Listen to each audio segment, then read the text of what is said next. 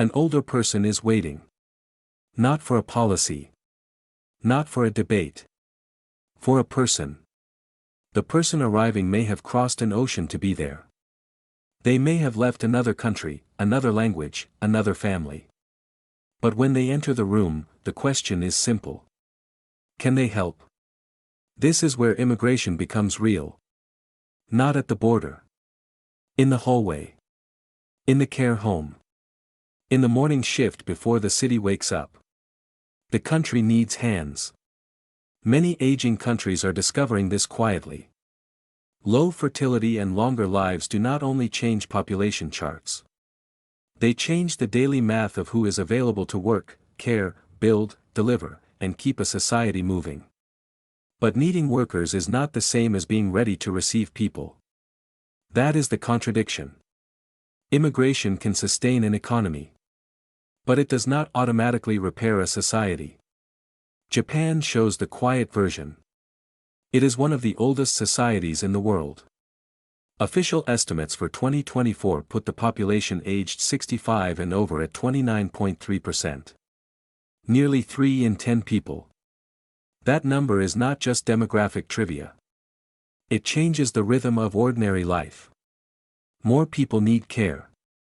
Fewer younger people are available to provide it. Families stretch further. Institutions ask more from a smaller working-age population. For decades, Japan did not imagine itself as a major immigration country.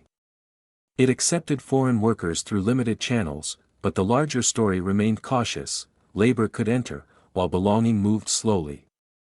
Now the need is harder to hide.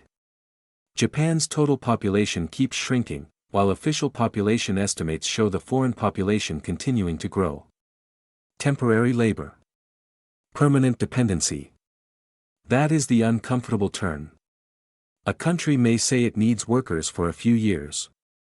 But if its care system, service economy, and basic daily functions begin to depend on them, the need is no longer temporary. And workers are not only workers. They need a place to live. They need language. They need rights. They need a future that is not permanently temporary. Immigration is not one thing. A seasonal worker is not a permanent immigrant. A student is not a refugee. A skilled migrant is not a care worker living far from home. But public debate often folds all of this into one word. Immigration. And when everything becomes one word, people stop seeing the different lives inside it. Germany shows the industrial version of the same tension. Is a wealthy country with a powerful economy. But powerful economies still need people. Germany's official skilled worker portal lists professions in demand across care, medicine, engineering, information technology, transport, education, hospitality, and technical trades. This is not only about growth.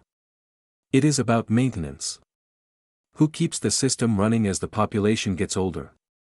For Germany, immigration is not a side issue. It is part of the operating system. But need meets pressure. When people arrive, they arrive somewhere. They enter housing markets that may already feel tight. Their children enter schools that may already be stretched. They join workplaces where recognition can be slow. They become visible in neighborhoods where trust may not yet exist. This is where the tone matters. A family worried about rent is not automatically anti-immigrant.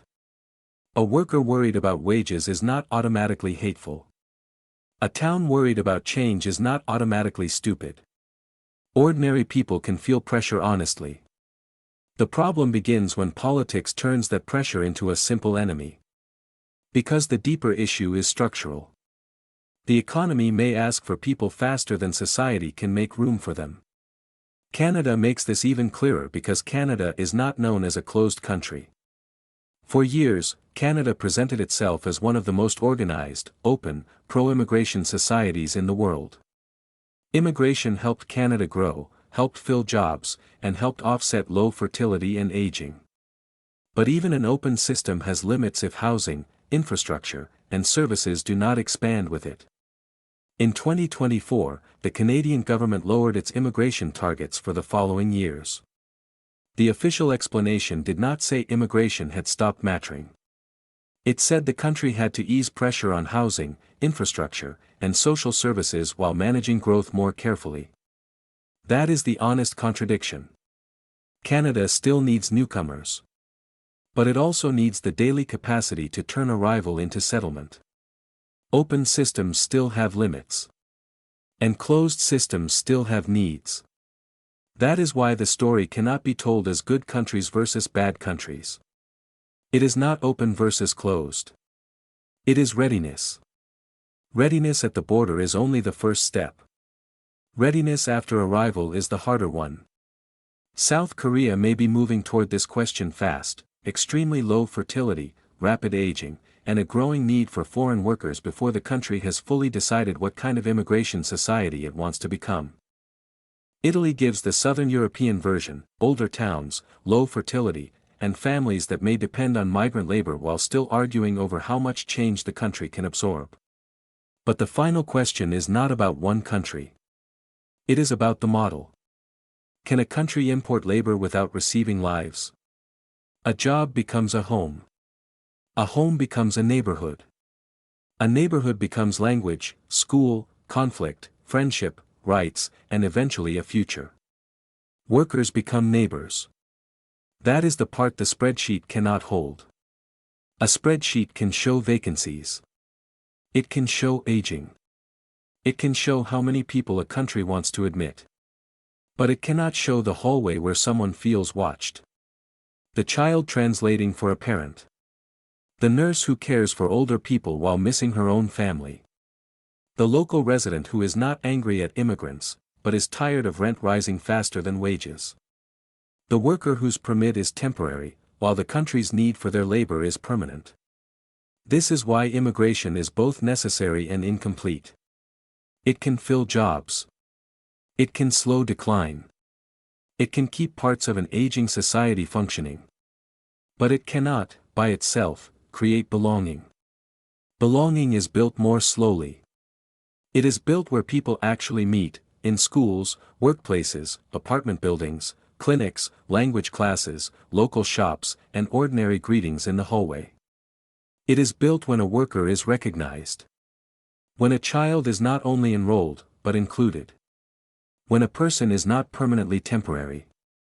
When the country that needs them can imagine them as part of itself.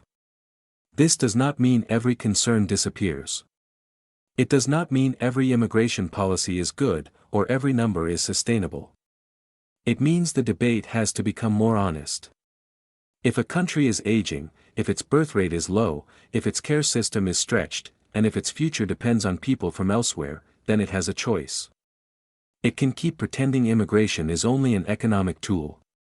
Or it can admit that the people it needs will also need a place in the story.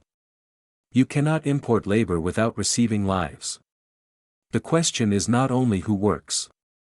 It is who belongs. Maybe that is the real test for aging societies. Not whether they can attract enough workers, but whether they can become the kind of countries where the people they need can actually live.